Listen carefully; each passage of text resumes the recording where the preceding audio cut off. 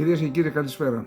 Απόψε είναι Μεγάλη Παρασκευή, μια μέρα βαθιάς θλίψης πιστεύω, 3 Μαΐου του 2024.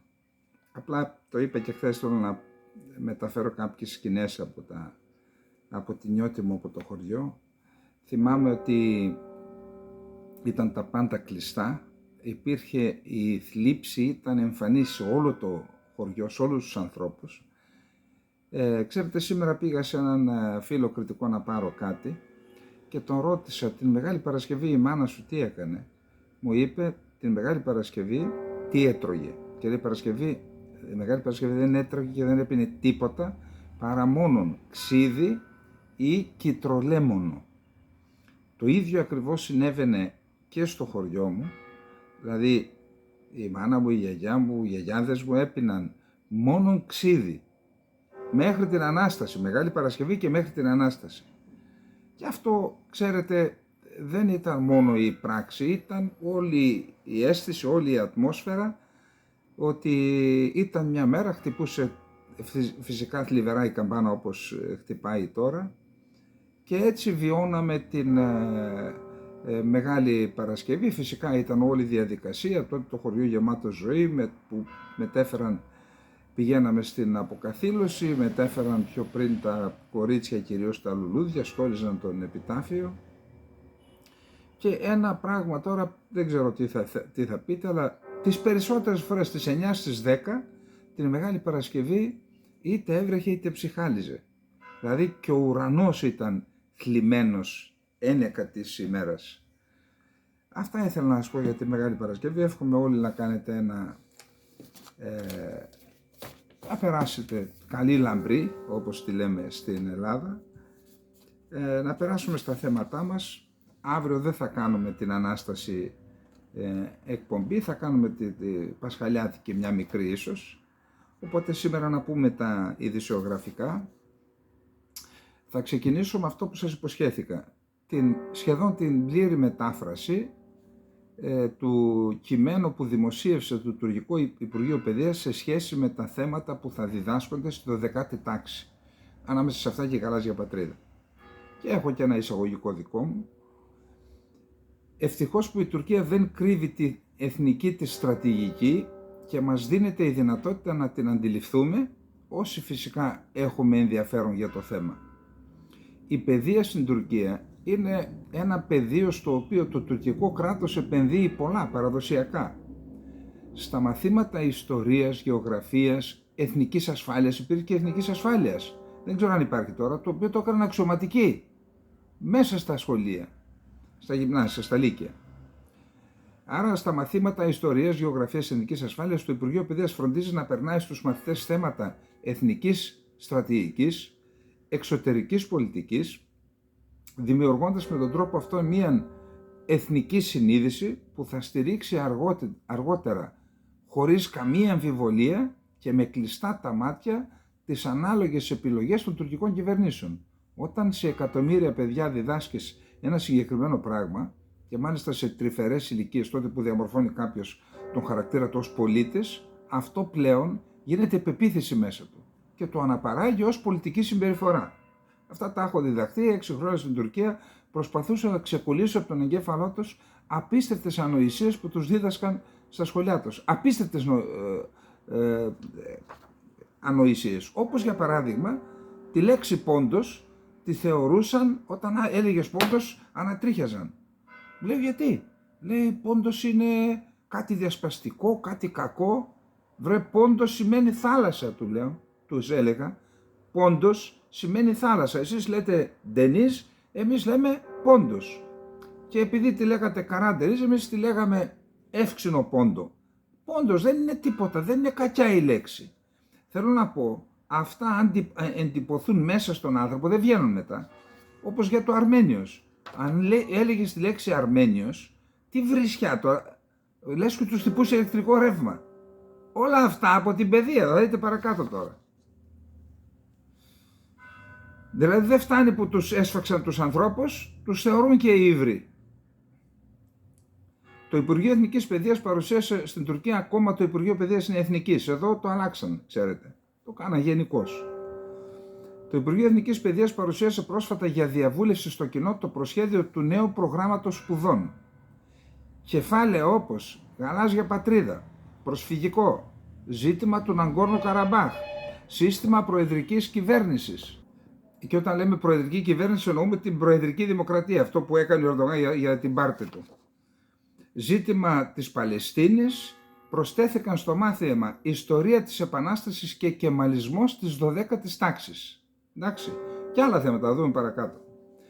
Το κεφάλαιο ποντιακό ζήτημα, αρμενικό ζήτημα, εκτοπισμός, γεγονότα το 1915, αρμενική γενοκτονία δηλαδή, στο προηγούμενο πρόγραμμα σπουδών αναφερόταν έτσι, τώρα στο καινούργιο άλλαξαν ονομασία και αναφέρονται ως οι αβάσιμοι ισχυρισμοί των Ποντίων, οι αβάσιμοι ισχυρισμοί των Αρμενίων, στα προηγούμενα που λέγανε ποντιακό ζήτημα και αρμενικό ζήτημα, αναγκαστικός εκτοπισμός και γεγονότα. Το προσχέδιο του νέου προγράμματος σπουδών, που ονομάστηκε «Μοντέλο εκπαίδευσης του αιώνα της Τουρκίας» από το Υπουργείο Εθνικής Παιδείας, παρουσιάστηκε για διαβούλευση λοιπόν και του δώσαν διορία μία εβδομάδα για υποβολή προτάσεων. Στο προσχέδιο του νέου προγράμματος επιχειρείται με πονηρό τρόπο η υποβάθμιση της κεμαλικής ιδεολογίας, του Ερντογάν κόλπο είναι αυτό, ενώ γίνεται προσπάθεια να αναδειχθεί η ιστορία της Οθωμανικής Αυτοκρατορίας μέσω της σύγκρισης σε σχετικό κεφάλαιο του συντάγματος, του Οθωμανικού συντάγματος με τα κεμαλικά συντάγματα το 1921 και το 1924. Άρα ξαναφέρουν το Οθωμανικό, γιατί ο Ερντογάν θεωρεί χαμένο χρόνο την κεμαλική περίοδο από το 1923 που ιδρύθηκε η τουρκική δημοκρατία μέχρι το 2002 που ανέλαβε αυτός. Και αυτός λέει ότι όσα έκαναν αυτοί αυτά τα χρόνια, τα 70, εγώ πόσα ήταν, 90, εγώ λέει τα έκανα σε 20 χρόνια, περισσότερα από αυτούς. Σημειώνεται ότι με το κεφάλαιο «Η θαλάσσια γεωπολιτική της Τουρκίας και η γαλάζια πατρίδα» επιχειρείται να γίνει συνείδηση των Τούρκων από τα παιδικά εφηβικά τους χρόνια ότι το Μεσό Αιγαίο και η Κύπρος είναι τουρκική πατρίδα. Την Κύπρο δεν την έχουν μέσα, την έχουν καπελωμένη, αλλά ήδη αφού έχουν πάρει την ΑΟΣ τους και ήδη κατέχουν το μισό, το 40-37%, δεν είναι τυχαίο γεγονός η χρήση της λέξης πατρίδα στο θέμα αυτό. Πατρίδα είναι σκληρή εθνική κυριαρχία. Αυτοί για να το βάλουν μαβίβατα, αν γαλάζια πατρίδα, σημαίνει ότι είναι δικιά τους σκληρή κυριαρχία, περνάει στο μυαλό των ανθρώπων. Άσχετα τι εννοεί. Επίσης, αξιοπρόσεκτο είναι το γεγονός ότι το τουρκικό Υπουργείο Παιδείας κρατάει ακόμα ζωντανό το ποντιακό ζήτημα. Προφανώς κάτι ξέρουν. Εδώ δεν ξέρω τι γνωρίζουν.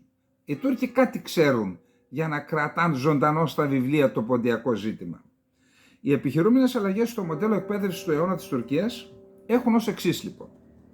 Το κεφάλαιο ποντιακό ζήτημα, αρμενικό ζήτημα, εκτοπισμός, γεγονότα του 1915, στο πρόγραμμα σπουδών του 2018 του μαθήματος της Επανάστασης, έτσι ήταν, άλλαξαν στο νέο προσχέδιο του προγράμματος.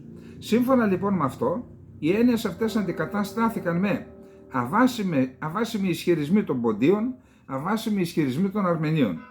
Μεταξύ των καθοδηγητικών τους λένε και πώς θα γεμίσετε τα μυαλά των παιδιών, τους δίνουν οδηγίες. Μεταξύ των καθοδηγητικών ερωτήσεων που θα μπορούσαν να τεθούν στους μαθητές είναι η ερώτηση: ποιοι θα μπορούσαν να είναι οι λόγοι για την εμφάνιση αβάσιμων αρμενικών αξιώσεων, δηλαδή να κάνουν και ανάλυση για να εξουδετερώσουν τα όποια επιχειρήματα των Αρμενίων. Στο προσχέδιο αναφέρεται ότι στον κατάλογο της προτινόμενης βιβλιογραφίας θα πρέπει να συμπεριληφθούν βιβλία γραμμένα από ικανούς ανθρώπους στον τομέα τους για τα θέματα του πόντου και για το αβάσιμο των αρμενικών ισχυρισμών. Οι Τούρκοι δεν δουλεύουν έτσι, ξέρετε, στο πόδι. Πριν κάνουν πρόγραμμα, έχουν βάλει και 50 ακαδημαϊκούς της συμφοράς να γράψουν βιβλία τα οποία δίνουν αληθοφάνεια στους ισχυρισμούς. Λένε δηλαδή τώρα, αυτό είναι το θέμα, αυτή είναι η δική μας θέση, θα τους βάλετε να κάνουν εργασία και θα τους υποχρεώσετε να διαβάσουν και 10-20 βιβλία. Τα δίνουν ως πηγές. Τα οποία όμως βιβλία το ίδιο το κράτος έβαλε να τα γράψουν. Αυτή είναι η τρέλα της Τουρκίας. Έτσι δημιουργούν το δικό τους, το λαό τους, ο οποίος, μιλάμε για παροπίδες, δεν υπάρχει ελεύθερη σκέψη και ελεύθερη παιδεία. Τώρα κάποιοι μπορεί να συμφωνούν με αυτό, αλλά εγώ δεν συμφωνώ. Εννοώ ότι θα έπρεπε να είναι και σε εμάς έτσι. Δεν συμφωνώ. Το Παλαιστινιακό ζήτημα προσθέθηκε στο νέο προσχέδιο. Το θέμα το οποίο αντιμετωπιζόταν μόνο ως σιωνιστικό ζήτημα ως τώρα επεκτάθηκε και αντιμετωπίζεται ως το Παλαιστινιακό ζήτημα και τα ζητήματα της αλλαγής μορφής της αποικιοκρατίας. Η Τουρκία βάζει την αποικιοκρατία της Δύσης και τις νέες μορφές που υποτίθεται ότι εφαρμόζει τώρα η Δύση και δεν βλέπει την καμπούρα της ότι και η Οθωμανική Αυτοκρατορία μια σκληρή αποικιοκρατία ήταν. Στο νέο προσχέδιο λοιπόν αναφέρει ότι ο μαθητής πρέπει με βάση δείγματα κειμένων και γεγονότων να αξιολογεί τις σιωνιστικές δραστηριότητες και το παλαιστινιακό ζήτημα ως προς τη σημασία της δίκαιης δράσης. Και εδώ κανονικά κατευθύνουν τους ανθρώπους, αυτό λέγεται πλήση εγκεφάλου. Γαλάζια πατρίδα, Ναγκόρνο Καραμπάχ και προσφυγικό. Στο νέο προσχέδιο λοιπόν του προγράμματος σπουδών προσθέθηκαν τα εξής θέματα που είναι σχετικά με την εξωτερική πολιτική της Τουρκίας. Η θαλάσσια γεωπολιτική της Τουρκίας και η γαλάζια πατρίδα. Εδώ θα υπάρχουν και οι χάρτες, θα επιδεικνύονται και θα ζητούν και από τα παιδιά να κάνουν ανάπτυξη για το ζήτημα. Δηλαδή, τι κάναμε εδώ πέρα? Έχουμε το χάρτη της γαλάζιας πατρίδας, έχουμε το τουρκικό Υπουργείο Παιδείας που τον κάνει πλέον εκπαιδευτικό βοήθημα. Τα παιδιά θα έχουν στα βιβλία τους εκατομμύρια παιδιά, όσο είναι η Ελλάδα, έτσι. Εκατομμύρια παιδιά θα έχουν το χάρτη κάθε μέρα μπροστά τους, θα μιλούν για αυτόν, θα αναπτύσσουν θέματα και έχουμε και την Ελλάδα, η οποία με απόφασή της γκριζάρει τα 10 νησιά που βρίσκονται μέσα στο χάρτη της γαλάζιας πατρίδας στη Σέγγεν, ζητήσαμε από τη Σέγγεν δηλαδή εξαίρεση, τα γκριζάρει και οι Τούρκοι τα επισκέπτονται με πλεονεκτικούς όρους σε σχέση με την υπόλοιπη Ελλάδα. Δηλαδή, στο μυαλό των Τούρκων που θα διαβάζουν αυτά που θα διαβάζουν και το γεγονός ότι με διαφορετικό τρόπο παίρνεις βίζα για την υπόλοιπη Ελλάδα και με διαφορετικό τρόπο για τα νησιά της γαλάζιας πατρίδας με βάση τα τουρκικά, στην ουσία είναι σαν να ρίχνουμε νερό στο μήλο της τουρκικής προπαγάνδας με αυτόν τον τρόπο και του τουρκικού σχεδιασμού. Μήλο εννοώ τον νερόμήλο για όσους δεν έχετε δει υδρόμηλο. Χαμελέτε τον έλεγαν στον Πόντο. Λοιπόν, τώρα όσον αφορά το Καραμπάχ, λέει οι αβάσιμες αρμανικές αξιώσεις και η τρομοκρατία της οργάνωσης Ασάλα, το πρόβλημα του Ναγκόρνο Καραμπάχ, υπογραμμίζεται ότι οι μαθητές θα πρέπει να ενθαρρύνονται να εξετάζουν αυτά τα θέματα υπό το πρίσμα των γεωπολιτικών αλλαγών. Δηλαδή βάζουν τους μαθητές και στις γεωπολιτικές εξελίξεις. Προσέξτε τώρα, το ζουμί. Στο νέο προσχέδιο του προγράμματος αναφέρεται ότι οι μαθητές θα κληθούν να κάνουν εργασίες στο σπίτι, παρουσιάσεις, εκθέσεις κλπ. Για διάφορα θέματα. Απαιτείται από τους μαθητές να διεξάγουν έρευνα για τους διπλωμάτες που εκτέλεσε η αρμενική οργάνωση Ασάλα και να δημιουργήσουν ένα άλμπουμ μαρτύρων διπλωματών με βάση σχετική έρευνα που θα κάνουν οι ίδιοι. Ο Ασάλα είπαμε ότι οι Αρμένοι μετά την γενοκτονία ζήτησαν από τους Άγγλους που ήλεγχαν την Κωνσταντινούπολη το 1918 μετά την υπογραφή της συνθήκης του Μούδρου, οι Άγγλοι διοικούσαν την Κωνσταντινούπολη και ζήτησαν να συσταθούν δικαστήρια γενοκτονίας από την Οθωμανική διοίκηση που συνέχιζε να λειτουργεί αλλά υπό την καθοδήγηση των Άγγλων. Ιδρύθηκαν τα δικαστήρια της γενοκτονίας, εκεί δικάστηκαν άνθρωποι οι οποίοι συμμετείχαν στη γενοκτονία των Αρμενίων. Εμείς δεν το απαιτήσαμε αυτό γιατί ήμασταν και παραμένουμε αφελείς, διότι δεν μπορείς να πεις τίποτα άλλο, γιατί υπάρχουν και άλλες λέξεις, τους Έλληνες πολιτικούς οι οποίοι κάνουν διακηρύξεις φιλίας με την Τουρκία και πηγαίνουν και στην Άγκυρα, θα πάνε στις 13 του μηνός στην Άγκυρα. Οι Αρμένοι ήταν πιο πονηροί τότε, δικαστήρια λοιπόν έκαναν, τελικώς ο Κεμάλ τα βρήκε με τους Άγγλους, τους πήγε, τους αυτούς που ήταν τους κατηγορουμένους, τους πήγανε στη Μάλτα, συνεχίστηκαν τα δικαστήρια στη Μάλτα και μετά με έναν εκβιασμό σικέ του Μουσταφά Κεμάλ έληξε αυτή η ιστορία. Όταν είδαν οι Αρμένοι ότι δεν υπάρχει δικαιοσύνη, έκαναν το σχέδιο νέμεσης, δηλαδή χωρίς να έχουν κράτος, έτσι, ομάδες, το Τασνάκ δηλαδή, ένα σοσιαλιστικό κόμμα που είχαν τότε, έκαναν τους λεγόμενους φενταγίν, δηλαδή ανθρώπους που αφιέρωσαν τη ζωή τους, τον εαυτό τους, είπαν αφιερώνω τον εαυτό μου στην οργάνωση, τι θέλετε να κάνω, έκαναν το σχέδιο νέμεσης, δηλαδή 26 πρωταγωνιστές της γενοκτονίας μπήκαν στον κατάλογο και άρχισαν να εκπαιδεύουν σε όπλα και ειδικές επιχειρήσεις τους φενταγίν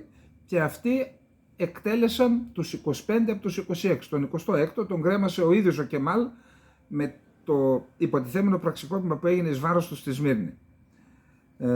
Μετά από αυτό λοιπόν, μετά την έμεση, οι Αρμένοι έκαναν το σχέδιο των 4 ταφ.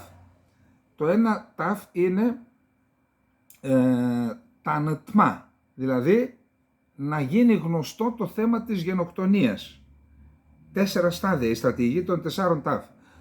Το δεύτερο ήταν τανμά, να αναγνωριστεί από διάφορες χώρες. Το τρίτο ήταν τασμινάτ, να αναγκαστεί η Τουρκία να πληρώσει αποζημιώσεις. Και το τέταρτο το πράκ, να ζητήσουν εδάφη.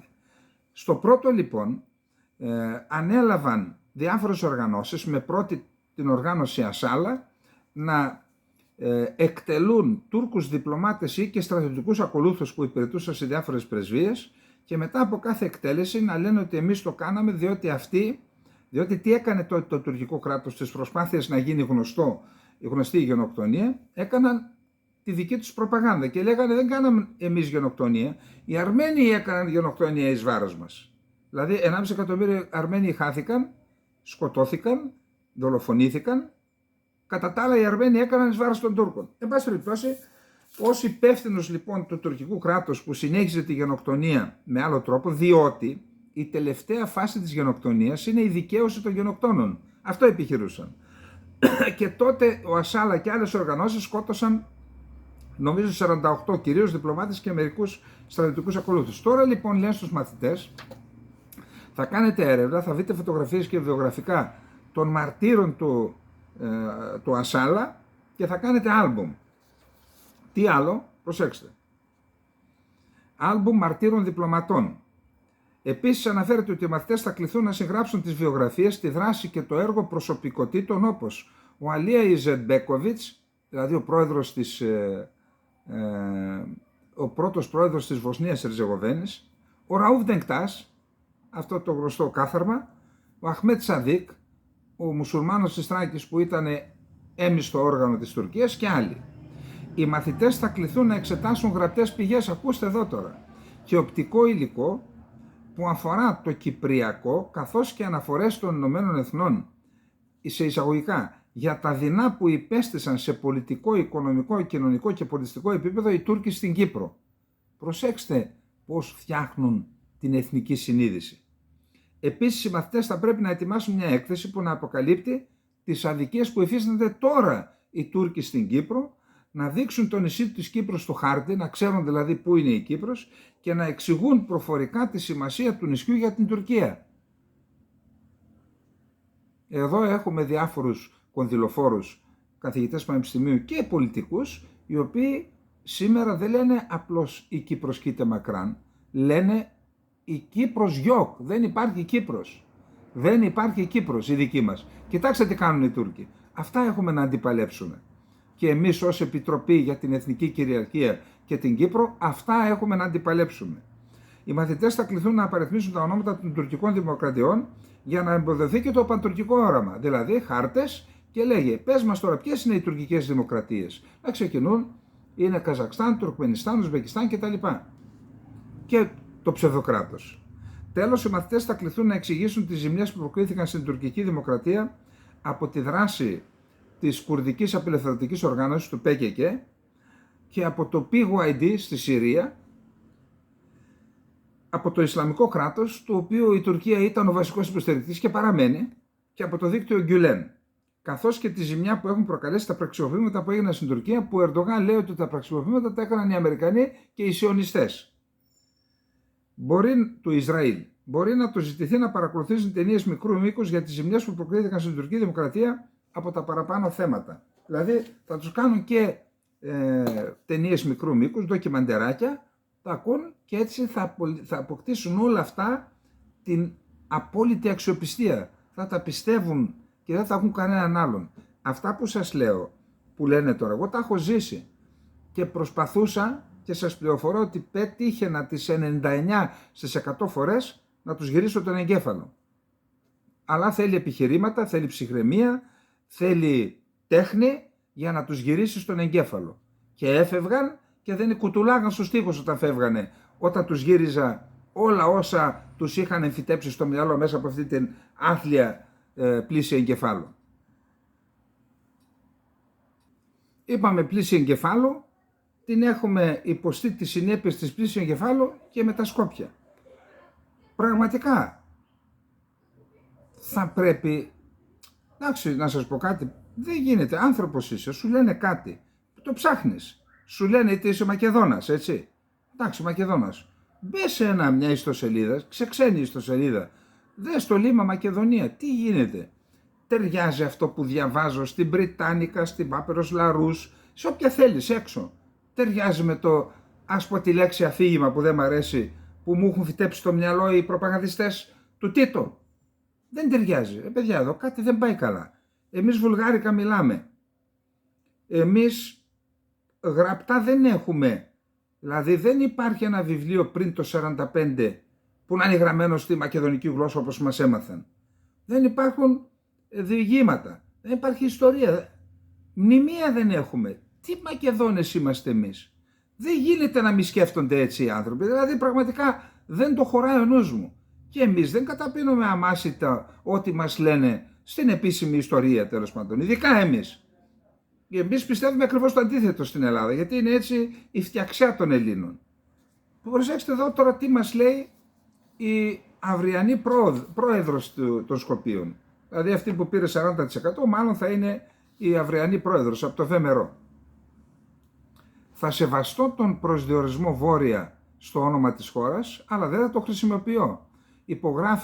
Υπογράμμισε η υποψήφια του δεξιού αντιπολιτευόμενου κόμματος ΒΜΡΟ στις προεδρικές εκλογές στα Σκόπια, που ο δεύτερος γύρος θα γίνει στις 8 Μαΐου. Η Γκορντάνα Σιλιάνοφσκα κατά τη διάρκεια χθεσινοβραδινής τηλεμαχίας με τον αντίπολό της Στέβο Πενταρόφσκι. Έκαναν τηλεμαχία. Debate το λένε τώρα. Όταν λέω ότι δεν πρόκειται να χρησιμοποιώ τον όρο βόρεια, δεν εννοώ ότι θα τον αφαιρέσω από τις πινακίδες μπροστά από τα κτίρια στα οποία στεγάζονται θεσμικά όργανα ή από πινακίδες σε διεθνή συνέδρια ή σε διμερείς συναντήσεις. Μακριά από μένα τέτοια πράγματα. Κάνει τρίπλα τώρα. Εγώ μιλάω προσωπικά για τον εαυτό μου. Το δικαίωμα στον αυτοπροσδιορισμό αποτελεί επίσης προσωπικό δικαίωμα και κανείς δεν έχει το δικαίωμα να σε διατάξει να χρησιμοποιείς κάτι που δεν το αποδέχεται το μυαλό και η καρδιά σου. Βέβαια, αυτοπροσδιορισμός. Μπορεί να λες ότι είσαι Μέγας Ναπολέων. Πες το. Αυτό είναι το θέμα τώρα. Άνοιξε ένα βιβλίο, χριστιανοί μου. Εγώ θα τον σεβαστώ, αλλά δεν θα χρησιμοποιώ τον όρο Βόρεια. Θα χρησιμοποιώ τον όρο Μακεδονία και δεν θα δημιουργώ ποτέ σύγχυση, δεν θα δημιουργώ σε κανένα σύγχυση, γιατί λέει δεν θα πρέπει να κάνω διάκριση. Δεν υπάρχει Νότια Μακεδονία για να κάνω εγώ διάκριση να λέω Βόρεια, κράτος Νότια Μακεδονία. Δεν υπάρχει τέτοιο πράγμα. Άρα όταν λέμε Μακεδονία εννοούμε τη μία και μοναδική, λέει. Αυτή τη μαγιά μας πουλάνε, αυτή την αθλιότητα μας την πουλάνε για μαγιά εδώ οι Σιριζέοι και το καινούριο φρούτο που μας ήρθε από την Αμερική, ότι είναι μια συμφωνία super duper, Τσίπρα, Κοζιά. Λες Βόρεια Μακεδονία, γιατί υπάρχει Νότια κράτος. Τι διάολο, το σκέτο θα μείνει.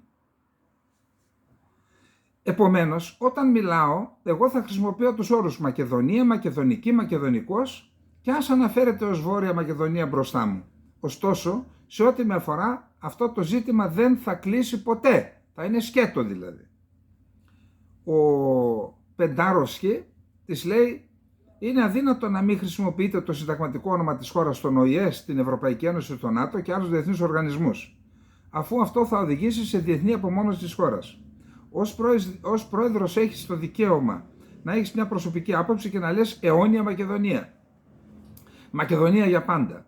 Στις ιδιωτικές στιγμές και στην οικογένειά σου να το κάνεις αυτό, λέει. Όμως είναι αδύνατο να το κάνεις αυτό στον ΟΗΕ ή στο ΝΑΤΟ, επειδή είμαστε μέλη τους, ή στην Ευρωπαϊκή Ένωση, επειδή είμαστε υποψήφια προς ένταξη χώρα, ή στο Συμβούλιο της Ευρώπης ή οπουδήποτε.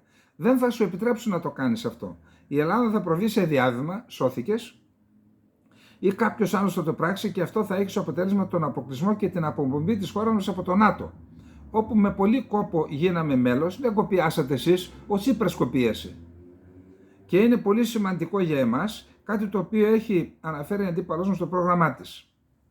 Την εκθέτει δηλαδή. Στο πρόγραμμά της λοιπόν λέει η Σιλιάνοφσκα ότι από νομικής και πολιτικής άποψης το θέμα με τη Συμφωνία των Πρεσπών παραμένει ανοιχτό. Τι αναφέρει στο προεκλογικό της πρόγραμμα? Η Συμφωνία των Πρεσπών, συμπεριλαμβανομένων των συνταγματικών τροποποιήσεων, εγκρίθηκε κατά παράβαση του εθνικού δικαίου και συνιστά επίμαχο θέμα στο πλαίσιο του διεθνούς δικαίου, ιδίως σε σχέση με το δικαίωμα στην αυτοδιάθεση, την αρχή της ισότητας των κρατών, την παρέμβαση στις εσωτερικές υποθέσεις ενός κυρίαρχου κράτους, ενώ η παρίσφρηση στην ταυτότητα συνιστά επιπλέον σοβαρή παραβίαση των συλλογικών και ατομικών ανθρωπίνων δικαιωμάτων των πολιτών της Μακεδονίας.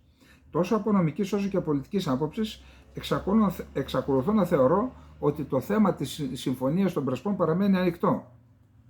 Σεβόμενη την ξεκάθαρα εκπεφρασμένη βούληση των Μακεδόνων πολιτών το Σεπτέμβριο του 1991, δημοψήφισμα ανεξαρτησίας της χώρας, καθώς και το Σεπτέμβριο του 2018, δημοψήφισμα για τη Συμφωνία των Πρεσπών, αλλά και ως πολίτης στις δημόσιες δηλώσεις μου, δεν θα χρησιμοποιώ τον προσδιορισμό Βόρεια, αναφέρει στο προεκλογικό της πρόγραμμα. Υπόψη στο δεύτερο γύρο θα έχουμε και πρόεδρο και πρωθυπουργό από το ΒΜΡΟ. Και ετοιμαστείτε να δούμε πώς θα χειριστούν το θέμα έτσι όπως τα έκαναν Κοτζιάς και Τσίπρας. Αυτά τα δύο. Πάμε τώρα στο Κυπριακό. Ειλικρινά δεν το χωράει ο νους του ανθρώπου μια χώρα να μην έχει στρατηγική, να μην ξέρει τι θέλει δηλαδή. Εκτός και αν ξέρει. Εκτός και αν θέλει να ελέγξει την Κύπρο ολόκληρη η Τουρκία. Δεν μας το λένε όμως. Εν πάση περιπτώσει, τώρα που φτάσαμε, ακούστε. Ενώ είχαμε πει για διεθνοποίηση, βγήκε, είπε ο Σαμαράς, σωστά το είπε, έπρεπε το έτος 2024 να είναι αφιερωμένο, άστο σε εθνικό επίπεδο, σε διεθνές επίπεδο, στην έκθεση της πραγματικής κατάστασης στον κόσμο, ενημέρωση. Ότι η Τουρκία έκανε παράνομη εισβολή, παράνομη κατοχή, έκανε και συνεχίζει να διαπράττει εγκλήματα πολέμου, την δημογραφική αλλίωση, λαιλατεί τις περιουσίες των Ελλήνων, η Τουρκία τα κάνει αυτά, στέλνει πρόσφυγες και μετανάστες με σχέδιο στις ελεύθερες περιοχές και αυτό το ζήτημα να είναι το κυρίαρχο θέμα στην ελληνική εξωτερική πολιτική και στην κυπριακή, ελλαδική και κυπριακή για όλο το 2024. Αν είχε γίνει αυτό, δεν θα τολμούσαν τα μορμολίκια των κατεχομένων και της Άγκυρας να λένε τις αθλιότητες που λένε και στην ουσία να έχουν πείσει τον ΟΗΕ, άλλη πληγή αυτή, ότι οι Έλληνες της Κύπρου πρέπει να κάνουν παραχωρήσεις και να δώσουν κίνητρα στον Τατάρ για να έρθει στο τραπέζι των συνομιλιών. Δηλαδή, πώς λένε, δεν θέλω να το πω τώρα, έτσι και δαρμένη και αυτό. Δηλαδή και την έχουμε υποστεί και υφιστάμεθα όσα υφιστάμεθα, πρέπει να κάνουμε και παραχωρήσεις στον βιαστή, στον σφετεριστή, στον κατοχικό ηγέτη, στον κατοχικό... Τρέλα σκέτη. Προσέξτε τι μας λέει ο Κώστας Βενιζέλος τώρα.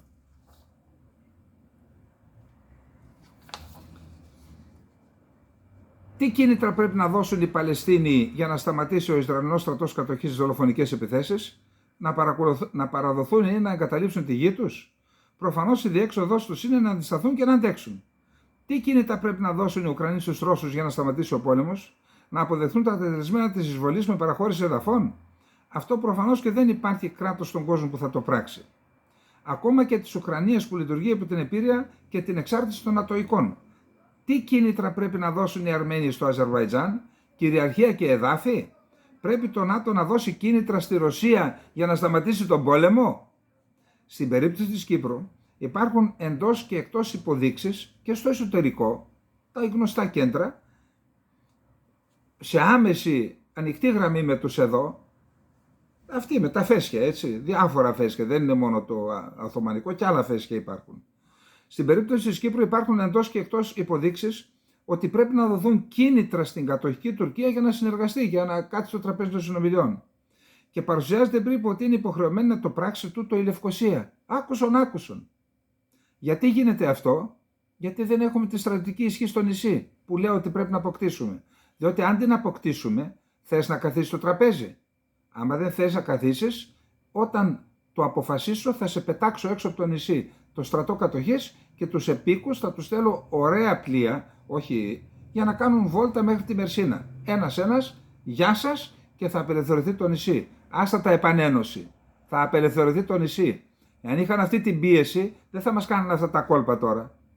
Και εκεί και στη Λευκοσία και στην Αθήνα θα ήταν κότες με σκυμμένο το κεφάλι. Αυτή με τα φέσια, έτσι.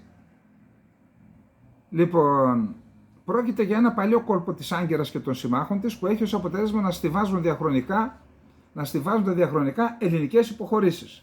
Η λογική να δοθούν κίνητρα στην Τουρκία, όπως περιγράφεται και προωθείται, συνδέεται με την πολιτική του κατευνασμού. Νάτενα, το βλέπετε το βιβλίο του Σταύρου. Εντάξει. Αυτό θεωρούν όσοι προτάσουν αυτή την προσέγγιση είναι η μόνη διέξοδος, η μόνη λύση. Βέβαια. Πρώτα στείνεις την παγίδα και λες, παιδιά, δεν υπάρχει, πρέπει να πέσει την παγίδα, αφού εσύ την έστησες. Οι διάφοροι τρίτοι, που δεν είναι πολλοί αλλά συγκεκριμένοι, όταν αναφέρονται σε κίνητρα, εννοούν το μείζον το οποίο επιδιώκει η Τουρκία, το θέμα της κυριαρχίας δηλαδή. Δεν το λένε ευθέως, αλλά ξεκινούν πονηρά, μην πω την άλλη λέξη. Και βάζουν θέμα πολιτικής ισότητας, το οποίο όμως στην ουσία τι είναι? Σαν να τους δίνουμε κυριαρχία, κυριαρχική ισότητα. Για τη συνεχιζόμενη επίσης μας λένε υπάρχει και είναι απομονωμένοι οι Τουρκοκύπριοι και πρέπει να βοηθηθούν, και εμείς θέμε ας φύγουν οι Τούρκοι να ενωθούν, να απελευθερωθεί το νησί, να μην είναι απομονωμένοι. Δηλαδή η απομόνωση, για την απομόνωση φταίμε εμείς? Για τη συνεχιζόμενη κατοχή, την παρουσία στρατού δεν λένε τίποτα, τουρκικού στρατού. Για το γεγονός ότι η Τουρκία κατέχει εδάφη, έχει μεταφέρει πληθυσμό αλλοιώνοντας το δημογραφικό χαρακτήρα του νησιού, δεν λένε τίποτα. Για την εδραίωση της κατοχής με ξεπούλημα των ελληνοκυπριακών περιουσιών δεν λένε τίποτα. Ούτε βέβαια γίνεται αναφορά ότι η κατοχική Τουρκία που πιέζει τους Τουρκοκύπριους και τους καταδικάζει σε απομόνωση, αρνούμενη να αποχωρήσει από την Κύπρο, είναι αυτή που φταίει. Η κατοχική Τουρκία φταίει για την απομόνωση, όχι η Κυπριακή Δημοκρατία, η μητέρα τους. Όλα αυτά είναι σαν να μην υπάρχουν, σαν να είναι αόρατα και πρέπει να δοθούν κίνητρα προς την Τουρκία, αλλάζοντας πρόσημο στην κατάσταση. Μετά το Πάσχα αναμένεται για νέο κύκλο επαφών η κυρία Κουεγιάρ, η οποία έχει κάνει πολλά ταξίδια. Είδα ότι πήγε και στη Μόσχα, είδε τον Λαυρόφ και στην ουσία προσπάθησε να μεταφέρει την ανάγκη ότι από τη στιγμή κατά την οποία η ελληνοκυπριακή πλευρά είναι αυτή που θέλει την επανέρχεση της διαδικασίας και όχι η τουρκική, προσέξτε τρέλα, ακούστε τρέλα, λέει αυτή που έστειλε ο Γενικός Γραμματέας.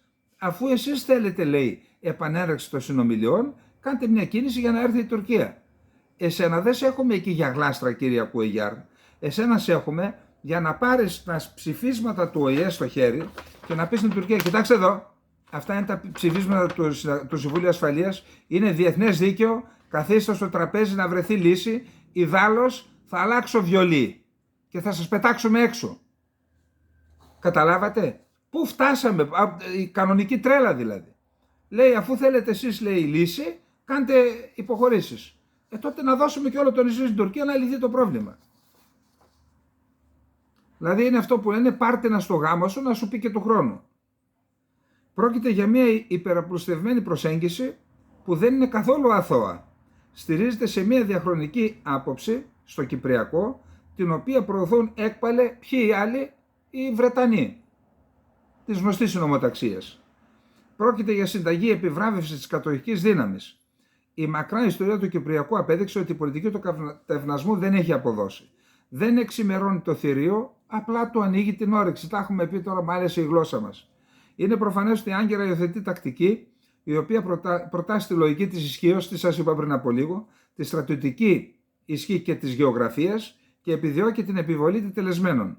Η πολιτική αλλά και η ρητορική του που επιστρατεύει το καθεστώς της Άγκυρας παραπέμπουν σε άλλες εποχές, αλλά επιβεβαιώνουν τις διαχρονικές προσεγγίσεις και συμπεριφορές της κατοχικής δύναμης. Η ελληνική πλευρά δεν μπορεί να ασυρθεί σε αυτές τις εκβιαστικές απειλές. Δεν πρέπει να αποδεχτεί την πολιτική των κινήτρων, ειδικά όταν αυτά αφορούν διατυπώσεις τις οποίες μπορεί να χωρέσει η τουρκική αξίωση για κυριαρχική ισότητα. Ιστερόγραφο. Σε κίνητρα αναφέρεται και το ΑΚΕΛ, αλλά δεν αφορούν τα πιο πάνω. Είτε διαφωνεί είτε συμφωνεί κανείς με το κόμμα, οι ιδέες που καταθέτει δεν συνδέονται με τη λογική που καταλήγει στην ικανοποίηση της τουρκικής αξίωσης για κυριαρχική ισότητα. Κίνητρα προς τους Τουρκοκύπριους κατέθεσε η κυβέρνηση και μελετά κι άλλα. Λοιπόν, και δεν είναι μόνο αυτό, άλλη τρέλα, προσέξτε.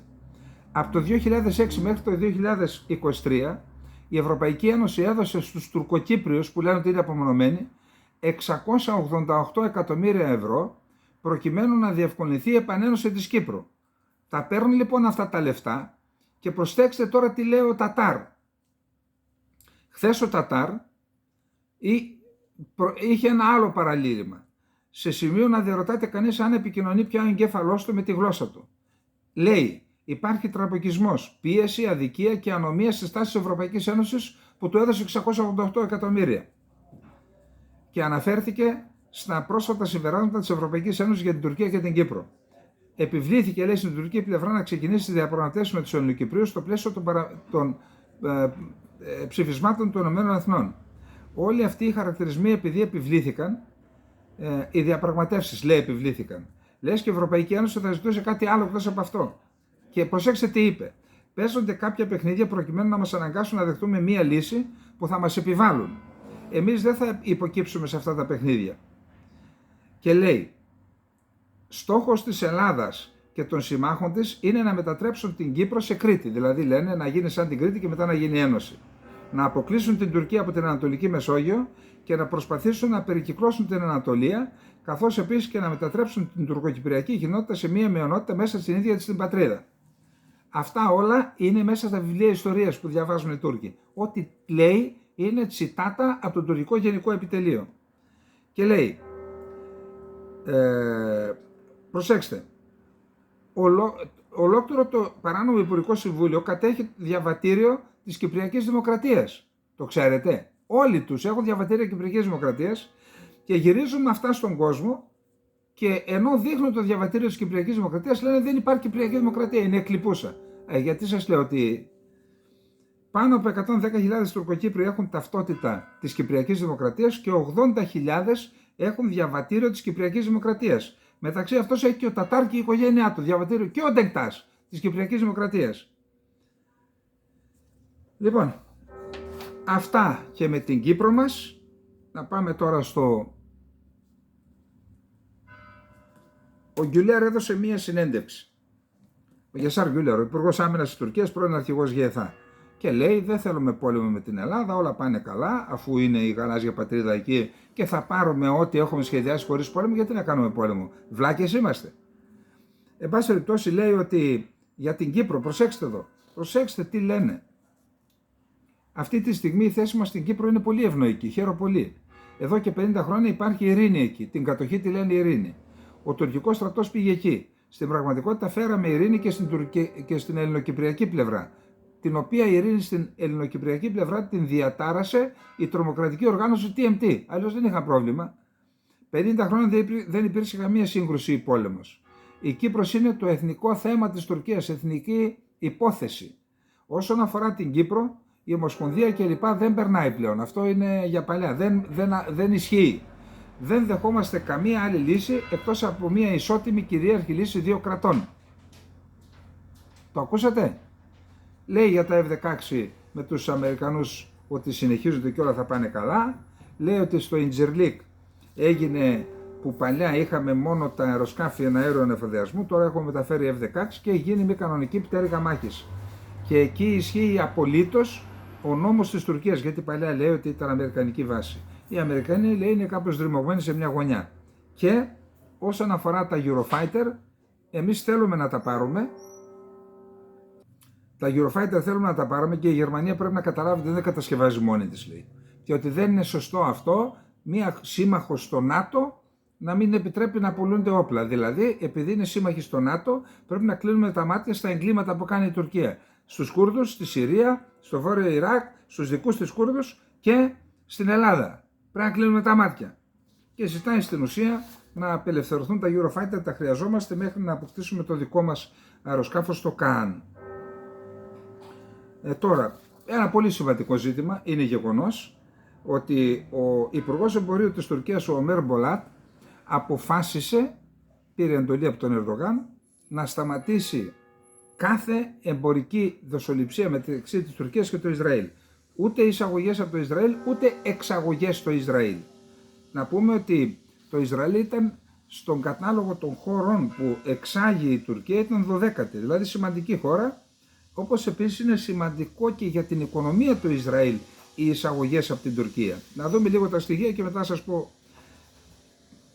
Το εμπόριο μεταξύ των δύο χωρών είχε ανέλθει σε 6,8 δισεκατομμύρια δολάρια το 2023, από τα οποία το 76% ήταν τουρκικές εξαγωγές, σύμφωνα με την τουρκική στατιστική υπηρεσία. Και μιλάμε για πολύ σημαντικές πρώτες ύλες, δηλαδή σίδηρο, πετρέλαιο. Τώρα λέει κόβονται όλα. Διαβάζονται μεταξύ ότι ορισμένα δρομολόγια δεν θα γίνονται απευθείας από το Γιουμουρταλίκ στο λιμάνι της Χάιφα ή αλλού, αλλά μπορεί να κάνουν μια βόλτα και να πηγαίνουν τελικά δια τις τεθλασμένες. Ότι δηλαδή θα συνεχιστούν οι δοσοληψίες. Πάμε στο πολιτικό θέμα. Γιατί το αποφάσισε ο Ερντογάν? Ακούστε. Αυτό που έπαθε ο Ερντογάν από το γιο του Ερμπακάν το βλέπει στον ύπνο του. Ξυπνάει με εφιάλτες, η Εμινέ τον καθησυχάζει και όχι, μην ανησυχείς, δεν έχει σηκωθεί από τον τάφο τον Εσματίν Ερμπακάν, ο γιος του είναι, θα τον ξεπεράσεις, του λέει, αλλά ξυπνάει τα βράδια. Γιατί? Ιδεολογικά ισχυρός είναι ο γιος Ερμπακάν και για να αποδείξει τελικά ή αν θέλετε να αφαιρέσει επιχειρήματα από το γιο Ερμπακάν, σκληραίνει τη στάση του απέναντι στο Ισραήλ με τον τρόπο που σας είπα. Δύο είναι οι τρόποι. Δεν είναι μόνο η πλήρης διακοπή των εμπορικών σχέσεων, είναι και το γεγονός ότι προετοιμάζονται να υποστηρίξουν νομικά στο Διεθνές Δικαστήριο την Νότια Αφρική. Ασχέτως των λόγων για τους οποίους ο Ερντογάν προβαίνει σε αυτές τις πράξεις, το σίγουρο είναι ότι έχουμε μια σημαντική κρίση στις σχέσεις Τουρκίας-Ισραήλ. Θα έλεγα από τις σημαντικότερες. Πάμε λοιπόν τώρα να δούμε το άλλο θέμα. Πάμε στο Ισραήλ.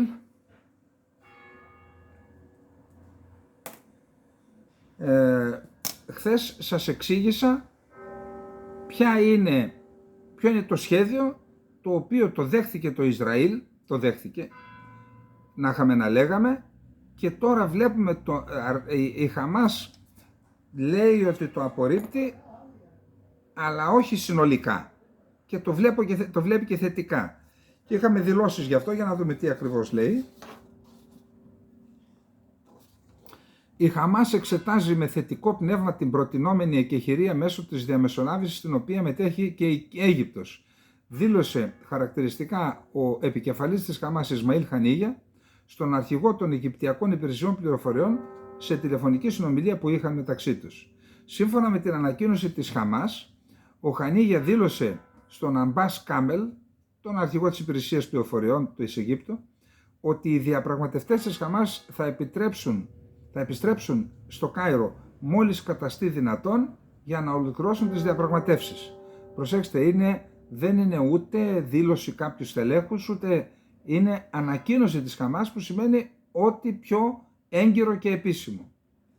Ο αρχηγός της Χαμάς είχε ανάλογη τηλεφωνική συνομιλία και με τον πρωθυπουργό του Κατάρ, τον Αλ Θάνι. Αναφέρεται στην ανακοίνωση αυτό. Πάντως, είπαμε τι προβλέπει η συμφωνία. Έχει 3 φάσεις, 3 στάδια. Πρώτο στάδιο, 40 μέρες εκεχηρία και αφήνουμε κάποιους ομήρους. Και από τη 16η μέρα αρχίζουν οι συνομιλίες για τον μακρόπνο σχεδιασμό για τη Γάζα. Δεύτερη εκεχηρία 42 μέρες. Αφήνουμε όλους τους ζωντανούς ομήρους και απελευθερώνουν ανάλογο αριθμό και οι Ισραηλινοί και προχωρούν σε υλοποίηση κάποιων από αυτά που συμφωνήθηκαν στο πρώτο στάδιο. Και μετά τρίτη φάση, τρίτο στάδιο, άλλες 42 μέρες, ανταλλάσσουν τους νεκρούς και μιλούν για ένα πενταετές σχέδιο, μια πενταετή περίοδο για την Γάζα, που όμως με την δέσμευση από πλευράς Χαμάς ότι δεν πρόκειται να ξαναχτίσουν στρατιωτικές υποδομές, δηλαδή να έχουν πάλι ένοπλη πτέρυγα, ας πούμε. Αυτό είναι το σχέδιο, θα δούμε τι θα γίνει, όμως δηλώνουν, επειδή πιέζεται, και θα δείτε πως πιέζεται, κυρίως από τον Ιταμάρ Μπεν-Γκβίρ, τον Υπουργό Εθνικής Ασφάλειας, εσωτερικής ασφάλειας δηλαδή, που είναι ακροδεξιός εθνικιστής, πιέζεται ο Νετανιάχου να μην προχωρήσει σε συμφωνία. Παρ' όλα αυτά είπε ότι κοίταξε, με ή χωρίς συμφωνία εγώ στη Ράφα θα μπω. Και η Γάζα δήλωσε ότι αν μπείτε στη Ράφα σταματάμε τις συνομιλίες. Ακριβώς αυτή είναι η κατάσταση. Απλά να θυμίσω ότι προχθές που έδωσε την συνέντευξη στη Λένα Αργύρη ο εκπρόσωπος των Ισραηλινών όπλων δυνάμεων, είπε δύο πράγματα. Το ένα είπε, άφησε να νοηθεί ότι έχουμε πρόβλημα με την Τουρκία επειδή είναι στο ΝΑΤΟ. Εννοώντας ότι αν δεν ήταν στο ΝΑΤΟ μπορεί να τη βομβάρτιζαν κιόλας, αν φιλοξενήσει τη Χαμάς. Κάτι τέτοιο ανέφερε. Και δεύτερο, ότι λέει η Χαμάς παίρνει τα οπλικά της συστήματα από σύραγγες που προέρχονται από την Αίγυπτο και μπαίνουν στη Γάζα. Αυτό λέει εμείς θα το κόψουμε, δηλαδή θα καταλάβουμε το πέρασμα της Φιλαδέλφειας, έτσι λέγεται, κάτι το οποίο λέει ότι αν γίνει αυτό, είχε πει η Αίγυπτος, εμείς θα αποχωρήσουμε από τις συμφωνίες του Camp David. Έτσι. Εν πάση περιπτώσει, εκεί είμαστε τώρα. Για να δούμε τι άλλο έχουμε από την...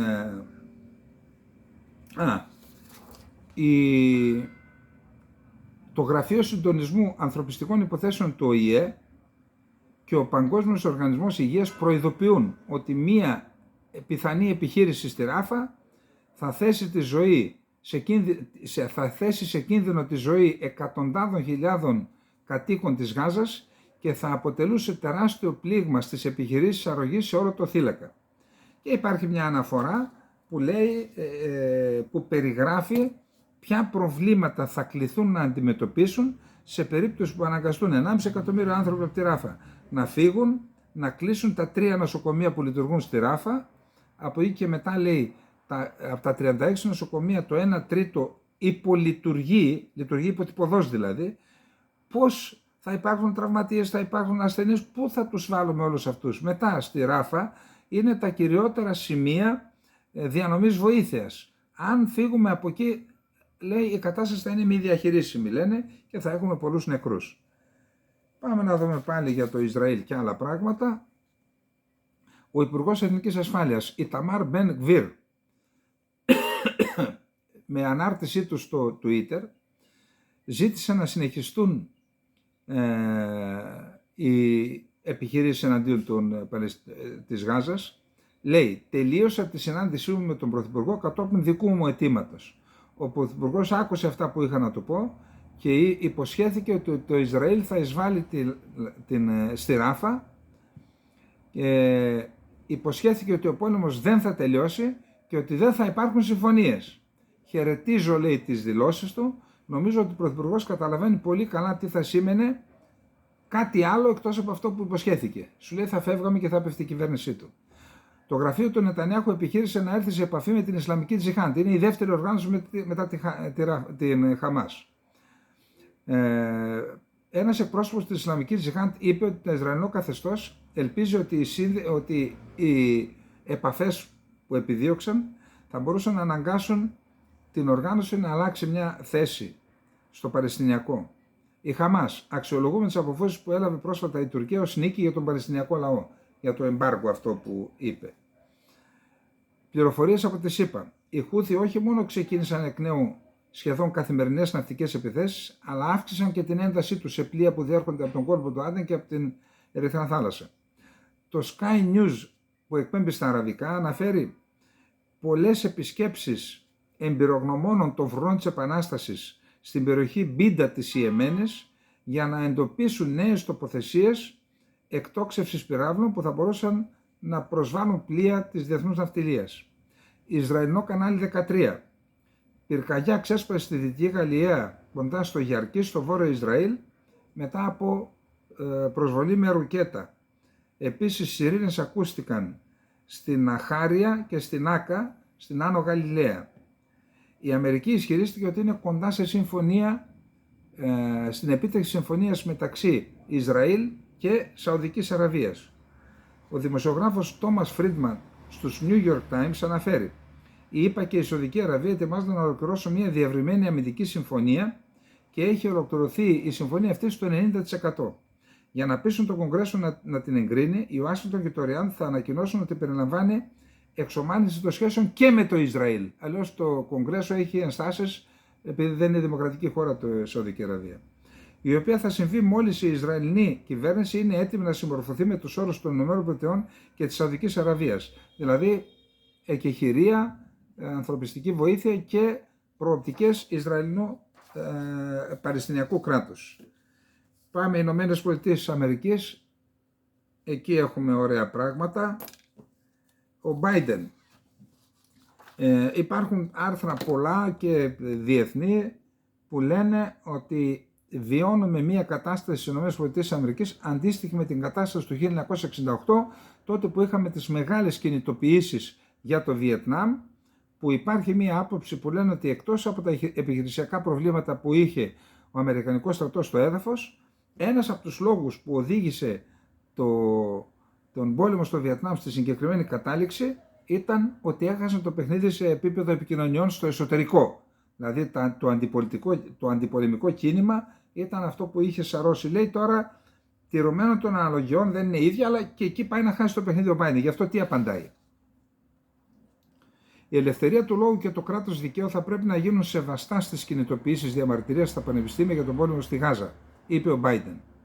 Δεν είμαστε ένα αυταρχικό κράτος που φημώνει τους ανθρώπους και καταστέλει τη διαφωνία. Αλλά δεν είμαστε ούτε μία άναρχη χώρα. Είμαστε μία κοινωνία των πολιτών και πρέπει να επικρατήσει η τάξη. Απαντώντας σε ερώτηση του δημοσιογράφου, ο Biden είπε ότι οι διαδηλώσεις της Πανεπιστημιοπόλης δεν τον ανάγκασαν να επανεξετάσει την πολιτική του στο Μεσανατολικό. Οι πολίτες έχουν το δικαίωμα να ακουστούν, αλλά πρέπει να τηρείται και ο νόμος, είπε ο πρόεδρος. Η καταστροφή περιουσιών, η απειλή σε βάρος άλλων ανθρώπων δεν είναι μία ειρηνική διαμαρτυρία. Υπάρχει το δικαίωμα σε διαμαρτυρία, όχι όμως και το δικαίωμα να προκαλεί κανείς χάος. Ο Biden είπε επίσης ότι ο αντισημιτισμός δεν έχει θέση ούτε στα πανεπιστήμια ούτε στην κοινωνία. Τον ρώτησαν, θα στείλει την Εθνοφρουρά για να καταστήλει τις διαδηλώσεις, και είπε όχι. Πού να δουν οι Αμερικανοί τι γίνεται εδώ πέρα? Τώρα αυτοί ακόμα στα προνήπια είναι. Εδώ πέρα εμείς έχουμε πάρει διδακτορικά, με τα διδακτορικά σε αυτά. Λοιπόν, πάλι το BBC έχει ένα άρθρο και καταγράφει τα αιτήματα των φοιτητών. Και λένε οι φοιτητές στα περισσότερα πανεπιστήμια εκεί, επειδή εκεί τα πανεπιστήμια είναι και, κάνουν και επενδύσεις, συνεργάζονται σε θέματα τεχνολογίας, βάζουν τα λεφτά από τα κεφάλαια που έχουν σε κάποια ιδρύματα. Λένε λοιπόν, ζητούν από τα πανεπιστήμια την αποεπένδυση είτε από το Ισραήλ είτε από Ισραηλινές εταιρείες. Και λένε ότι κάπου θα πετύχουν κάποια πράγματα. Και έχουμε το χάρτη της εξέγερσης στις βορειοανατολικές πολιτείες, έχει όλα τα πανεπιστήμια, τώρα στη δυτική ακτή, στις μεσοδυτικές πολιτείες, στο νότο, και εκεί που είναι συντηρητικές οι κοινωνίες, και ακόμα και στο Τέξας, στο Όστιν, στο Ράις και στην Αριζόνα. 2.100 είναι οι συλληφθέντες μέχρι στιγμής από την εισβολή των αστυνομικών αρχών μέσα στα πανεπιστήμια.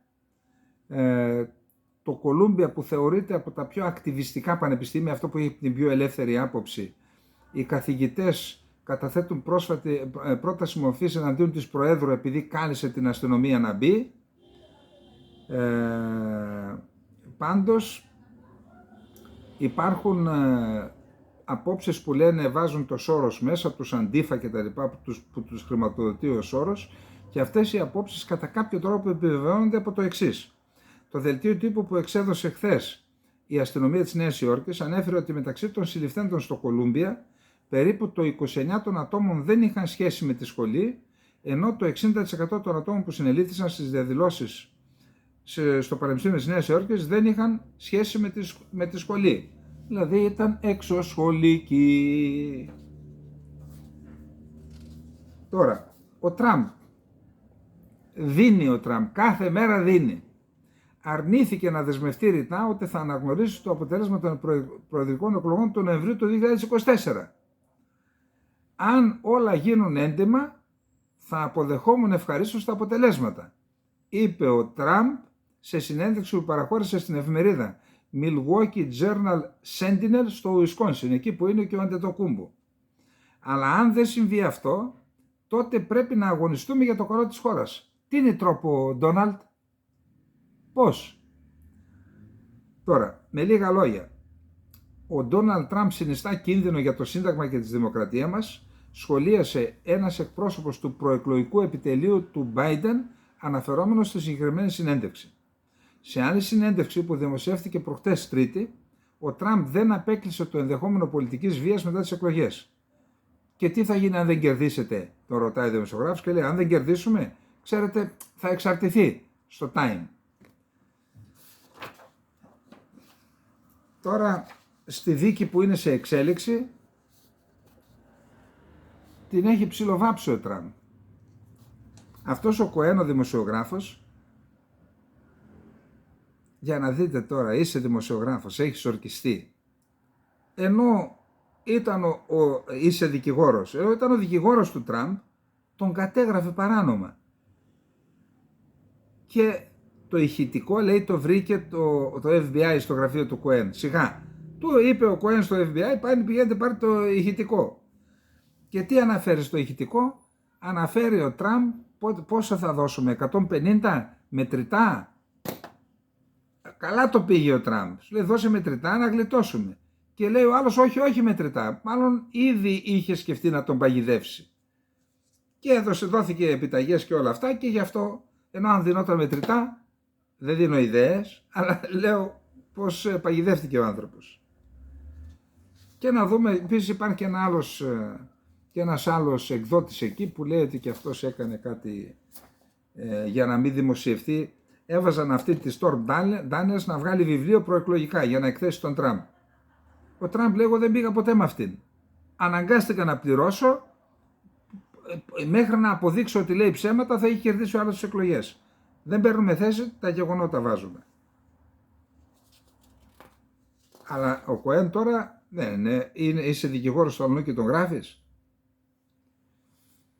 Ο Biden, μιλώντας σε Ασιάτες, θέλει την ψήφο τους, λέει: έχουν πρόβλημα, λέει, στις οικονομίες τους η Κίνα, η Ιαπωνία, η Ρωσία και η Ινδία, επειδή δεν ανοίγουν τις πόρτες τους στους μετανάστες.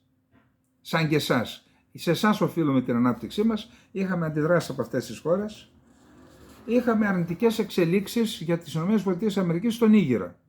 Έχουν 2 αεροπορικές βάσεις εκεί, η 101 και η 201 νομίζω. Και από τις 2 τους έδιωξαν ο Νίγηρας. Τα ρωσικά στρατεύματα, η μία είναι στη Νιαμέη, στην πρωτεύουσα του Νίγηρα, και η άλλη στον κεντρικό. Σε αυτή που είναι στον πρωτεύουσα στην 101, την αεροπορική βάση, μπήκαν μέσα τα ρωσικά στρατεύματα, αυτοί τέλος πάντων που πήγαν από τη Ρωσία, ενώ είναι μέσα και οι Αμερικανοί. Αυτό είναι και ξεφτύλα, ξέρετε. Τις ίδιες ανοησίες έκανε ο Τραμπ όταν απέσυρε τα αμερικανικά στρατεύματα από τη Συρία και πήγαν οι Ρώσοι στα στρατόπεδά τους και βρήκαν έτοιμο φαγητό για να φάνε. Τα εγκατέλειψαν όλα. Ο γερουσιαστής Τόμ Κότον, Αμερικανός. Οι φοιτητές που ξεκίνησαν μια εξέγερση σε ολόκληρη τη χώρα είναι αντισημίτες, τρομοκράτες και εκτελούν διαταγές στο Αγιατολάχ. Ο Υφυπουργός Επιστημών του Ιράν. Τα Ιρανικά πανεπιστήμια είναι ανοιχτά. σε όλους τους φοιτητές που αποβλήθηκαν από τα αμερικάνικα πανεπιστήμια και η εκπαίδευσή τους εδώ θα είναι δωρεάν. Το ίδιο και η Ιεμένη είπε ελάτε δωρεάν να σπουδάσετε σε εμάς. Από την αρχή του έτους ο Biden, εδώ τώρα θα χαρούν οι φίλοι του Τραμπ. Από την αρχή του έτους ο Biden έχει μιλήσει, έχει κάνει λάθος στις ομιλίες του δημοσίως 148 φορές. Τα στοιχεία παρέχονται από την αμερικανική πύλη Daily Caller. Οι δημοσιογράφοι μελέτησαν τις επίσημες ομιλίες του Biden στον ιστότοπο του Λευκού Οίκου και είδαν ότι ο ιστότοπος άλλαζε αυτά που είπε πραγματικά, τα λάθη δηλαδή. Τελευταία δημοσκόπηση του CNN, που αποτελεί το κεντρικό κομματικό όργανο του Δημοκρατικού Κόμματος. Αναφέρει λοιπόν στην τελευταία δημοσκόπηση ότι το πλεονέκτημα του Τραμπ έναντι του Biden στα μάτια των ψηφοφόρων σε ορισμένα βασικά θέματα είναι ως εξής. Στην οικονομία υπερέχει 19% ο Τραμπ. Στη μετανάστευση 14%, στα εξωτερικά θέματα και τις συγκρούσεις 6%. Wall Street Journal. Το Πεντάγωνο μετακινεί μαχητικά και επιτιθέμενα drones από τη βάση Al-Tafra στα Εμιράτα στη βάση Al-Odeida στο Κατάρ. Γιατί τα Εμιράτα είπαν δεν θέλουμε να χρησιμοποιήσετε αυτή τη βάση εναντίον της Ιεμένης ή εναντίον του Ιράν. Και έτσι τα πηγαίνουν όλα στο Κατάρ που εκεί είναι πιο βολικά τα πράγματα. Οι ΗΠΑ θα πραγματοποιήσουν στρατιωτικές ασκήσεις στη Μολδαβία. Η πρεσβεία των ΗΠΑ, ξέρετε ότι έχει γίνει μία έκθεση στη Μόσχα με όλα τα δυτικά οπλικά συστήματα, κυρίως άρματα μάχης και τεθωρακισμένα οχήματα και πυροβόλα στη Μόσχα. Στην πρώτη μέρα την επισκέφθηκαν την έκθεση 83.000 άνθρωποι. Η πρεσβεία των ΗΠΑ στη Μόσχα διαμαρτυρήθηκε και λέει ότι το αμερικανικό Άμπραμς που βάλατε έχει μεγαλύτερη ζημιά από το Λέοπαρντ και αυτό καταρρίπτει τη φήμη της αμερικανικής αμυντικής βιομηχανίας. Ότι είναι πιο ευάλωτο δηλαδή. Οι ΗΠΑ προσπαθούν να επιβεβαιωθούν από την Ουκρανική σύγκρουση και γι' αυτό εμποδίζουν το τέλος της. Δήλωσε ο πολιτικός σύμβουλος του Ούγγρου Πρωθυπουργού. Ο πολιτικός σύμβουλος του Ούγγρου Πρωθυπουργού, ο Μπαλάζ Όρμπαν, σε συνέντευξή του στον Τάκερ Κάρλσον είπε: η προτεραιότητα για τις ΗΠΑ είναι οι προσπάθειες αποδυνάμωσης της Ρωσίας και η διακοπή της ενεργειακής συνεργασίας Γερμανίας και Ρωσίας. Στρατηγικά, ωστόσο, με αυτές τις κινήσεις, οι ΗΠΑ καταστρέφουν την Ευρώπη ως οικονομική δύναμη. Υπουργείο Άμυνας της Ταϊβάν. 21 αεροσκάφη και 5 πλοία των Κινεζικών Ενόπλων Δυνάμεων εντοπίστηκαν γύρω από την Ταϊβάν. Η Ρωσία μπορεί να βοηθά την Κίνα να προετοιμαστεί για επίθεση στην Ταϊβάν, ανέφερε η Διευθύντρια της Εθνικής Υπηρεσίας Πληροφοριών των ΗΠΑ, Αβρίλ Χάινς. Κινέζος Υπουργός Εξωτερικών. Ο Γι. Οι Ηνωμένες Πολιτείες προσπάθησαν να ανατρέψουν περισσότερες από 50 ξένες κυβερνήσεις, παρενέβησαν κατάφορα στις εκλογές σε τουλάχιστον 30 χώρες και προσπάθησαν να δολοφονήσουν περισσότερους από 50 ξένους ηγέτες. Τώρα, γιατί κάνει αυτή την επίθεση ο Γι, εγώ δεν μπορώ να καταλάβω. Πάντως είναι επίθεση. Ρωσία, πάμε. Σύμφωνα με τον Bloomberg, ο Πούτιν σκοπεύει να επισκεφτεί την Κίνα και να συναντηθεί με τον Σι Τζίνπινγκ 15-16 Μαΐου. Κατά την άποψή μου είναι σημαντική η επίσκεψη. Ούτε ένας Ιταλός στρατιώτης δεν θα πεθάνει ποτέ στο όνομα του Γάλλου Προέδρου Εμμανουέλ Μακρόν, δήλωσε ο αντιπρόεδρος της Ιταλικής κυβέρνησης Ματέο Σαλβίνι, απαντώντας σε δήλωση του Μακρόν ότι είπε ότι αν μας ζητήσει η Ουκρανία να στείλουμε στρατεύματα, πρέπει να στείλουμε και θα στείλουμε. Η Ιταλική κατασκευάστρια εταιρεία δήλωσε ότι πρόκειται να μεταφέρει μία πυροβολαρχία του συστήματος αεράμινας SAMP-T στην Ουκρανία. Είναι αντιαεροπορικό υψηλών υψών, μεγάλων υψών. Έκδοση η γερμανική Die Welt. Ο ρωσικός στρατός άρχισε να χρησιμοποιεί το νέο σύστημα θερμοβαρικών Dragon, το TOS 3, που έχει πιο ισχυρές γομώσεις. Το βελληνικές υπολογίζεται σε 15 χιλιόμετρα. Τα θερμοβαρικά είναι εξαιρετικά θανατηφόρα βλήματα που εκτοξεύονται από πολλαπλές εκτοξευτές. Ο Υπουργός Άμυνας Σεργέη Σοϊγκού της Ρωσίας υποστήριξε ότι ο ρωσικός στρατός κατέλαβε 547 τετραγωνικά χιλιόμετρα ουκρανικού εδάφους από τις αρχές του έτους. Ο Σοϊγκού είπε ότι οι ουκρανικές δυνάμεις υποχρεούν σε όλα τα μέτωπα. Προσέξτε εδώ δήλωση τώρα. Δεν βλέπω την πιθανότητα να κερδίσει η Ουκρανία στο πεδίο της μάχης, δήλωσε ο υποστράτηγος Βαντίμ Σκίμιτσκι, αναπληρωτής επικεφαλής της κύριας διεύθυνσης πληροφοριών του Ουκρανικού Υπουργείου Άμυνας. Η Ρωσία έσπασε το μέτωπο στο Τσερέτινο. Η πρόσφατη αναλλαγή των Ουκρανικών στρατευμάτων εκεί ήταν ανεπιτυχής και οι Ουκρανικές ενόπλες δυνάμεις δεν είναι σε θέση να σταθεροποιήσουν την κατάσταση. Η κατάσταση για την Ουκρανία είναι τώρα πιο δύσκολη από τις αρχές του Δευτέρου Παγκοσμίου Πολέμου. Ο ρωσικός στρατός λειτουργεί ως ένα σώμα με σαφές σχέδιο και ενιαία διοίκηση. Τι εννοεί με αυτό? Το έχουμε πει ξανά. Ποιο είναι το πλεονέκτημα της μιας χώρας που έχει ενιαία διοίκηση, η οποία σχεδιάζει, αποφασίζει, μεταφέρει το σχέδιο, την απόφασή της στα εφιστάμενα κλιμάκια και αυτή υλοποιείται. Υπάρχει ένα ενιαίο σύστημα διοίκησης.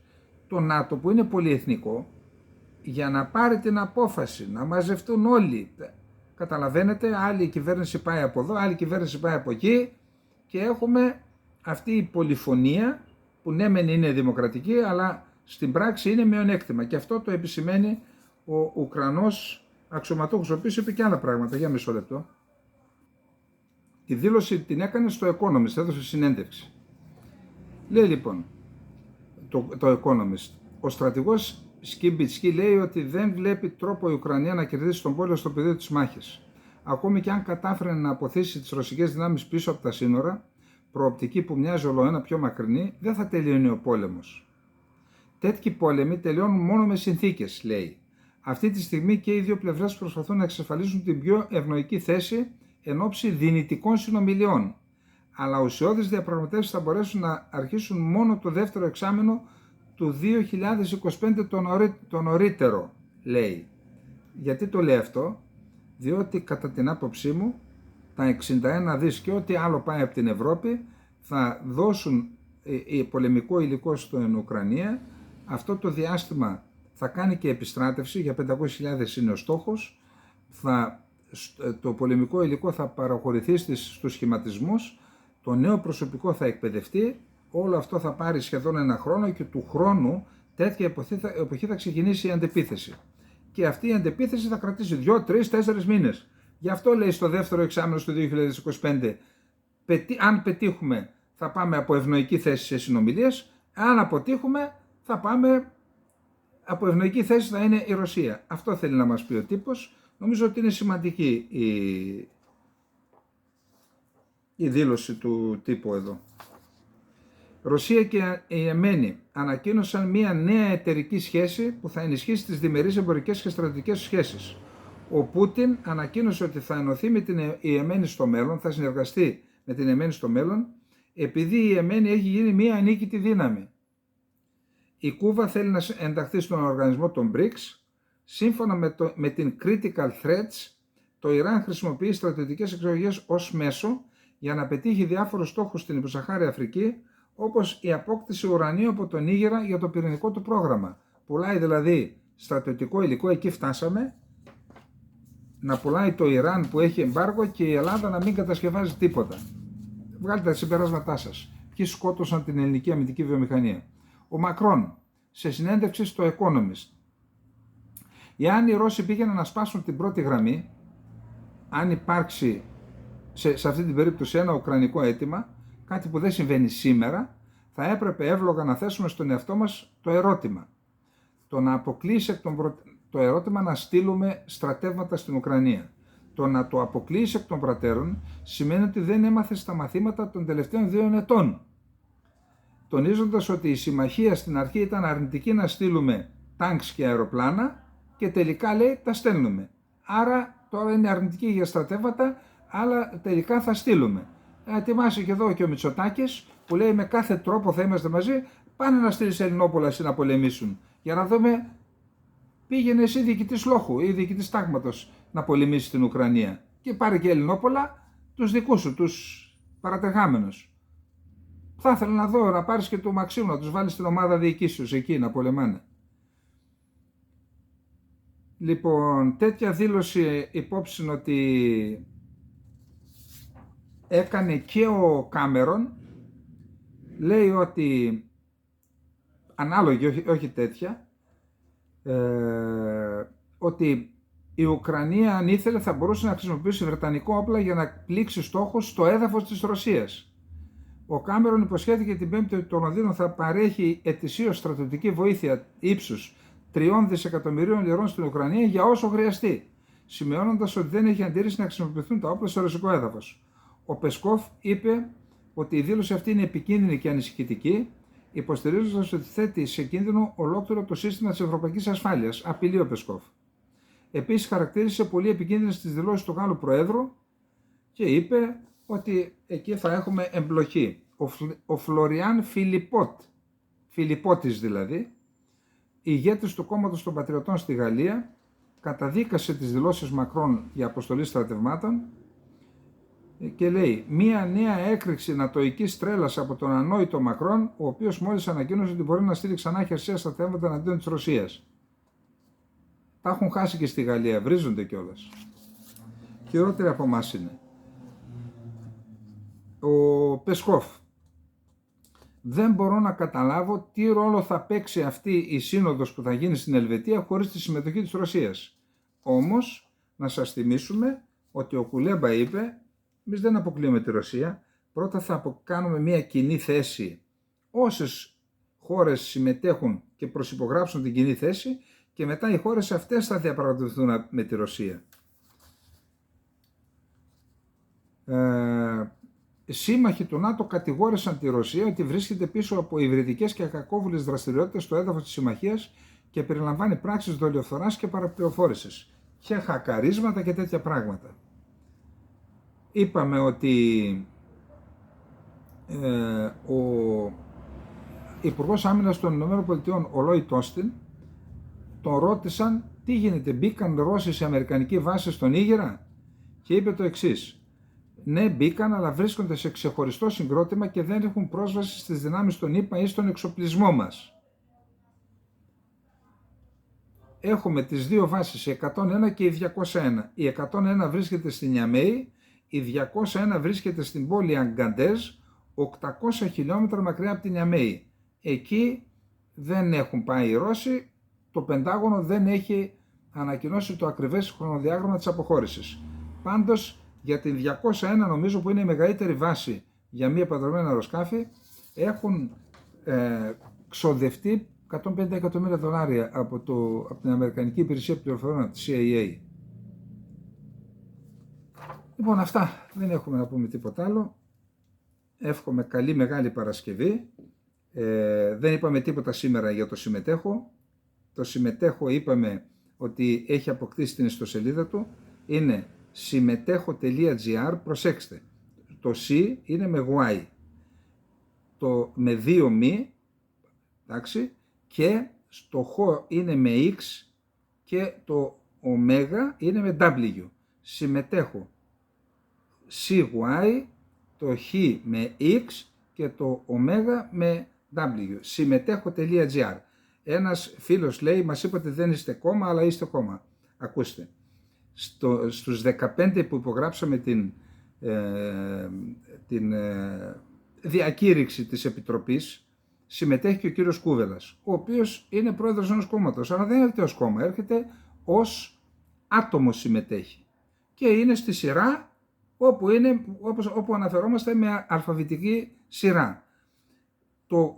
Η ομάδα των ευρωβουλευτών, των υποψήφιων ευρωβουλευτών της Επιτροπής, κατέρχεται χρησιμοποιώντας εκ των πραγμάτων την πλατφόρμα της Πνοής Δημοκρατίας και την... Όπως επίσης χρησιμοποιείται και ο τραπεζικός λογαριασμός της Πνοής Δημοκρατίας για την οικονομική σας βοήθεια. Όταν λέμε δεν είμαστε κόμμα, το εννοούμε και δεν θα γίνουμε κόμμα για μεγάλο χρονικό διάστημα, εκτός και αν το επιβάλλουν συνθήκες. Τι εννοώ? Αν γίνει ένα κίνημα που πάρει τέτοιες διαστάσεις που δεν μπορούμε να το φανταστούμε, τότε θα δούμε τι θα κάνουμε. Κόμμα δεν είμαστε κίνηση πολιτών, χωρίς αρχηγούς, χωρίς μηχανισμούς, γι' αυτό και τα όποια προβλήματα τα οργανωτικά, τα οποία μετά τις εκλογές, βήμα-βήμα, θα κάνουμε και τα δικά μας γραφεία και το δικό μας τραπεζικό λογαριασμό και τη δική μας, όλα θα γίνουν. πάμε τώρα στις εκλογές να κάνουμε την έκπληξη και μετά όλα θα μπουν στη σειρά. Λοιπόν, αυτά. Τώρα όσον αφορά το κανάλι μας, που είναι άλλο πράγμα. Το κανάλι είναι, στο κανάλι μπορείτε να βοηθήσετε. Πατάτε μου αρέσει, κάνετε σχόλια, ό,τι θέλετε, και κριτική είμαστε ανοιχτοί να την ακούσουμε, και αν θέλετε να βοηθήσετε και το κανάλι, υπάρχουν και δύο τρόποι. Μπαίνετε παρακάτω και τους βλέπετε, στο περισσότερα βλέπετε, βοηθάτε και το κανάλι για να βελτιώσουμε την ποιότητά του. Λοιπόν, καλή Ανάσταση. Αύριο, Μεγάλο Σάββατο, την Ανάσταση δεν έχουμε εκπομπή. Εύχομαι σε όλους καλή Ανάσταση, καλή λαμπρή, να περάσετε καλά, με καθαρές ψυχές, να γιορτάσετε τη λαμπρή όπως είπαμε, ελληνικά, όμορφα, και από Κυριακή θα είμαστε και πάλι μαζί. Να είστε όλες και όλοι καλά. Καληνύχτα.